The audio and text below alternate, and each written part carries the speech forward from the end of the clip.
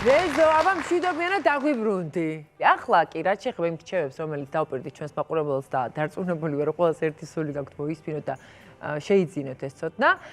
ერთის მხრივ მოვისმენთ პროფესიონალისგან, რომელიც არის თვითონ მთელი ცხოვრების განმავლობაში მოთხილამურე და მეორეს მხრივ შემდეგ ექიმები შემოგვეშველებიან. სტუმრად დავპატიჟებ საქართველოს სათხილამურო ფედერაციის ადმინისტრაციის უფროსს, ყოფილ სამთო მოთხილამურეს სოფო ახმეტელს.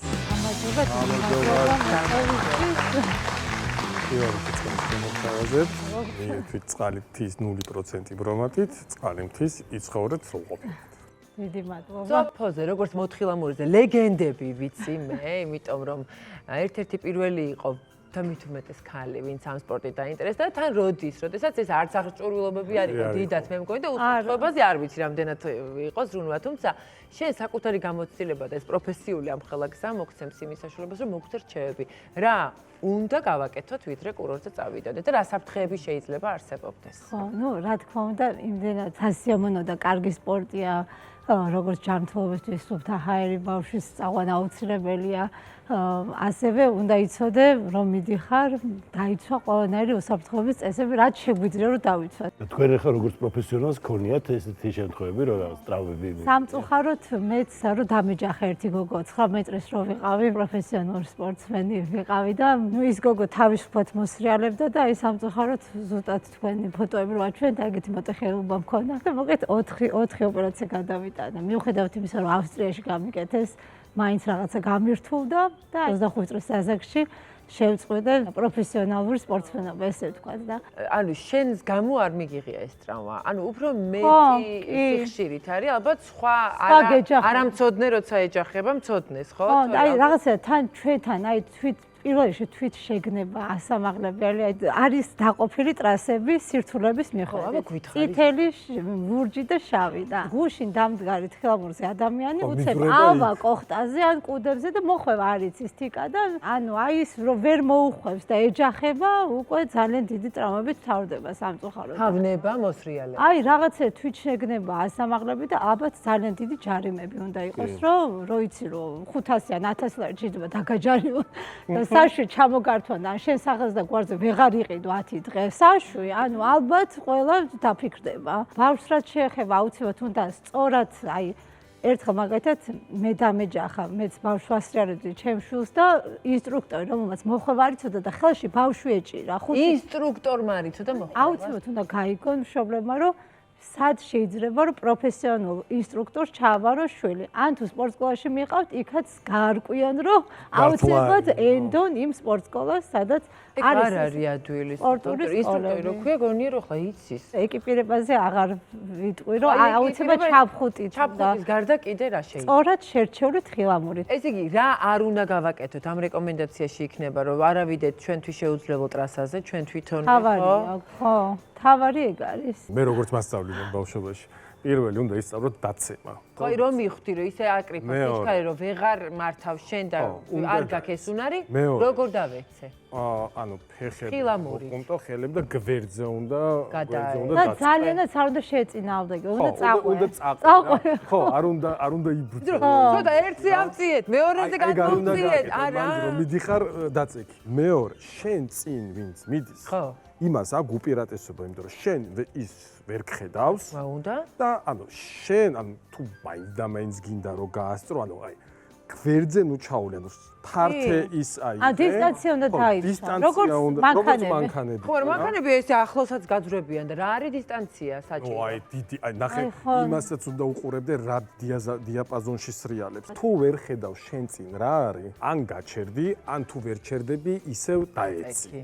კიდე ერთი რომ ესე უკაცრავად აი ისა აი გადასასვლელი ეს რო არ ჩას აი იქ არ უნდა დადგე რა აი მანდ არ უნდა შეისვენო იმიტომ რომ რო არ ჩას შუაში ნურავის ნუ დაელოდები აი ხო მაგას გზასა კიდეები და უნდა დაელოდო გვერდებზე და არა ცენტრში ვინ უფრო საშიშია ცუდად მოსრიალე აი ცუდად მოსრიალიდან საშუალოში რო გადადიან ეგეც მე მგონი ყველაზე ნასვამი და ვინც ნუ ნასვამი გადასწრაფა კეთილი. მოდით ახლა გადავინაცვლოთ იმ შემთხვევაზე, როდესაც ყველაფერი გათვალისწინებული იყო, მაგრამ მაინც მოხდა რაღაცა ტრავმა. როგორ უნდა მოიქცეს ადამიანი პირველ პერიოდში, ასე ვთქვათ, ტრავმის. მაშველებს როგორ ეძახი? 112-ით. 112-ზე რეკავრო ვარ ამ და ამ ფაზე და ესეთი რაღაცაა. მოაკითხავს მაშველი.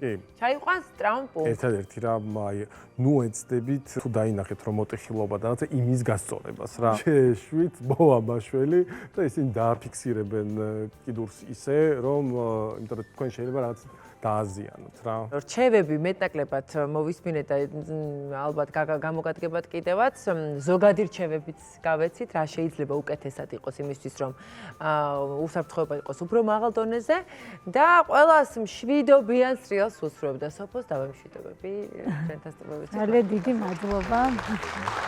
ისე გავიგეთ მეტნაკლებად სამთო კურორტებზე როგორ მოვიქცეთ. ახლა დავუბრუნდეთ ისე ქალაქებში და იქაურ სრიალს ვივხედოთ. ხო, ნუ მოკლედ პირველი არის მართლა ფეხსაცმელი. ჩვენ რო ლაპარაკობთ, თუ კუდუსუნი მიდგას თვალწინ. ეს გავა. აი, ტრაქტორის ხო, ძირები. და უნდა იყოს რეზინი, რომ მოჭიდება კონდე. მეორე ეს არის უნდა ვიაროთ პატარ-პატარა ნაბიჯები თუ ხედავთ მოყინულს და კიდე არა, მე დავდიოდი ესე. ცოტა ესე და თუ დავინახავდი ოდნავ თოვლიან ზაღრაჭრას იქ გადავდიოდი. ხო, ეგ სწორია. იმიტომ გადავრჩი. ყველაზე სტაბილური რომელია იცი ყინულზე? ანუ პინგვინის სიარული, ანუ ესე კი არ მიდიხარ, ანუ აი ესე დგავ, გვერდულად და ანუ აი ეს კიდარი თოვლი, ესე დადიხარ რა და ბევრად ანუ შენ წონასწორების ცენტრი გისწორდება. პლუგით მიდიხარ. აი ესე პატარ-პატარა ნამიჯები. არა, პლუგი ესია, აბა ესე დაქვია. ესე დაიწევი ეგრევე. ამას ესე ეგრევე დაცებული. აი ბალეტის მოცეკვავი. ჩარლი ჩაპლინის ის არის, მაგრამ აი ოდნავ ცხვირები რო გაწიო უკვე, ხო? ანუ მე ბევრად კარგი სტაბილურობა არის, ანუ სიმძიმის ცენტრი კარგად გადის, რა. ეს არ ცურავს. თუ არის ანუ უკვე შენ წინ ნაკვალები, ხო? ანუ ის უფრო სტაბილურია რა. ხო, ვიდრე ეს გაუკვალავი? ხო, ვიდრე გაუკვალავ, მაგრამ იმას შეიძლება გაცურდე და გაუყვეთ სხვის ნაკვალებს. გაუყვეთ სხვის ნაკვალებს. ასე და პინგვინივი. ჩავიცოთ თბილად. გადმოვალ და ყველგან გავაგზელებ ნაკვალებს. ჰოპა. აუ კიდე ერთ შეცდომას ვიტყვი. მინდი. როდესაც დადიან და თურთუკის ჯიბეში აქვს თხელები და თან მოყინულზე რომ მიდიან, ხო, აი ეგ ძალიან. გონია რომ დავარდება და არ ექნება არაფრის დაჭერის საშუალება. და ბალანსაც ვერ შეინარჩუნებ, ანუ ხო. ესე. ხო, მე რაც აი თითქოს ლოგიკურია და ძალიან მარტივია, უნდა გვეცვეს თბილად. იმიტომ რომ სითბოთი ხო ჩვენი კუნთები არის მოდუნებული, ციცივისგან განსხვავებით და მოდუნებულ მდგომარეობაში შენ ბალანსის დაჭერა, ანუ ბევრად ადვილად და სწრაფი რეაქცია და თუ გაყინული ხარ, ანუ ისეთ კუნთი შეჭმხნული, ანუ სითბო გამომშავა და ვეღარ კი თლიანი ტანი დავარდები, ხო, თლიანად დაეცემ. თუ თერმოყაზწრელი არ გაქვს ხო, მაშინ ჯობია რომ რამოდენიმე ფენა ჩავიცვათ. უნდა გქონდეს თუ ყინავს ასევე ქუდი და ხელთათმანები. აი ეგ დაცემისგან რატო დამიცავს? ანუ აღარ ხარ გაყინული და ანუ ისევ სითბოსთან არ ვიცი და ხელთათმანები, აი. აუ, ხელთათმანები ეხა ძალიან ის არის. ეს და დილასაღამოს ძალიან წაყინავია. ნუ თუ სრიალებ ეგ სამუხლეები არის. თუ მხრის დავს არა. ეს ხო არ არის airbag-ები. ნუ ეს უფრო ალბათ აი მაგა snowboard-ზე ვინც დგას და snowboard-ზე ისინი სადაც გვერდზე არიან, ძალიან უხერხული პოზაა რა, ან წინან უკან ეცემიან რა. ეს ათხილამური დამცავებია თუ ზოგადი დამცავებია? და ნუ ჩაფხუტი. ამის გარეშე არ შეიძლება. ანუ გიორგი ეს თუ მიკეთია შემილია ესეც დავეცე? ხო, აი ეგ არის. ხო, ყოჩო ხტინა. ეს შეიძლება ვერ გამეკეთებინა? მართლა?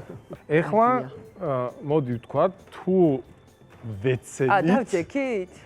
გაიცი, იქნებ გადმოვარდეს კამიდან მეცვას. ან თუ ვეცენით, როგორ ჯობია რომ დავეცეთ რა. პირველი, ანუ უნდა ვეცადოთ რომ არ დავეცეთ მაინც და მაინც. სახით ან უკან და რაღაცნაირად მოვახერხოთ რომ გვერდზე დავეცეთ ესე ვთქვა და ქალაქშიდაც შემცემაზე. აი როგორც ესე შვები და აი რა მომენტში გადავწყვიტე რომ ეს გააკეთო რა. ესე უდაქნა. ატასავით. ამ დროს ანუ უნდა ეცადო რომ აი მუხლები და იდაყვები კონდეს მუცელთან რა. აუ ძალიან დიდ ქორეოგრაფიას თავაზობ დავართვის. ვიცი, მაგრამ ნუ და ამ დროს თავი უნდა გეჭიროს ესე რა თავი. ძალიან ქორეოგრაფიული. ან ვეცებით, თუ კან ვეცებით. ხო, ვაიმე მაშინ მაქსიმალურად თავი უნდა დამოწიოთ ხო ნიკა პიცი. უნდა ვეცადოთ რომ ძალიან დიდხანს არ გავჩერდეთ სიცივეში რა, ანუ თუ ხედავ რომ ქცივა. დადი სახში და გათქვა. ხო, ნუ ამას ნუ გაუძლები, ან წაქცევის რისკი გაქვს მაღალი. ეს არ ვიცოდი მე რომ თუ ქცივა, უფრო მეტი ალბათობა გაქვს რომ დავარდე, ვიდრე თუ თბილად მიდიხარ და ერთსა და იმავე მონაკვეთს გაივლი, ცოტა შემცივნებული და ჩაღუღუნებული. არ ვიცოდი, ეს სერიოზული ცოდნა.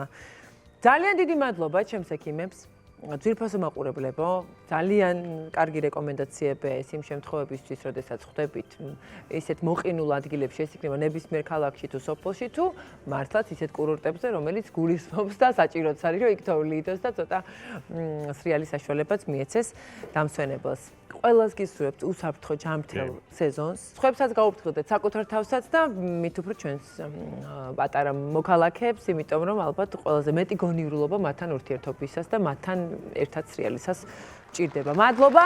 მადლობა.